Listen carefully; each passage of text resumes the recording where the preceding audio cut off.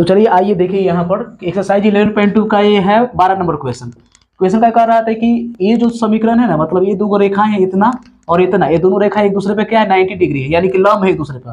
तो कहेगा कि पी के मान निकालिए। तो पी के मान निकालिए कैसे करेंगे? तो सबसे पहले इस फॉर्म में होना चाहिए, इधर कर लेना थोड़ा सा, कार्तीय समीकरण। कार्तीय समीकरण के रूप में कोई चीज होना चाहिए पहले इस रूप में, ठीक ना। X minus x one by a, y minus y one b, z one by c. याद रखिएगा एक्स वन वाई वन और जेड वन, ये तीनों को चाहिए बिंदु होता है, ठीक है। और नीचे वाला ए बी सी हमेशा सदिश होता है। तो हम लोगों को यहाँ पर लेना होता है सदिश, क्योंकि फॉर्मूला एक होता है यहाँ पर, ये याद कर लीजिए। अगर कोई दो चीज अगर लंब है तो उन दोनों का a1 a2 b1 b2 plus c1 c2 यानी कि मल्टीप्लाई में है इक्वल टू 0 होता है, ये याद रखना होगा। मतलब कि तब चलिए पहले इसको इस रूप में लेके जाएगा, सबसे पहले इस रूप में x माइनस x1 के रूप में। हमेशा एक शुरू होना चाहिए, y शुरू होना चाहिए, z से शुरू होना चाहिए। तो देखो यहाँ पर तुम लोग भी देख लो, यहाँ पर समझ लो, ठीक है ना। तो देखो तो ये जो क्वेश्चन है 1 माइनस एक्स, तो हम लोग इसको आगे कर लेंगे तो माइनस एक्स प्लस वन हो जाएगा, फिर -1 से गुना कर दे दोनों में, ताकि आगे एक्स ही रहे सिर्फ। तो x माइनस वन बाई कितना -3 हो जाएगा।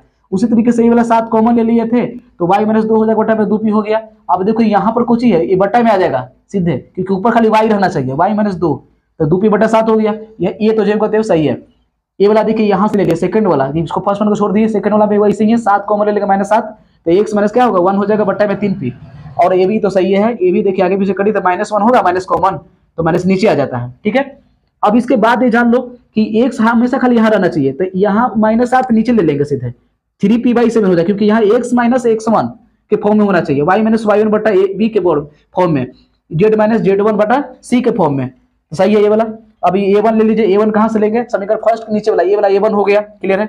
ये वाला b1 हो गया, ये वाला c1 हो गया, ठीक है, लिख दिए।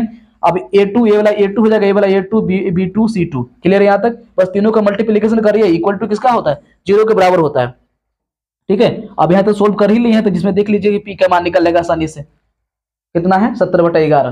तो हमेशा एक चीज याद रखना है कि a1i plus b1j plus c1k इस फॉर्म में होना चाहिए। फिर a2i अभी टाइम है ना, b2j प्लस c2k, ऊपर रेड कलर चल रहा होगा, पूरा कंप्लीट ना हुआ ना।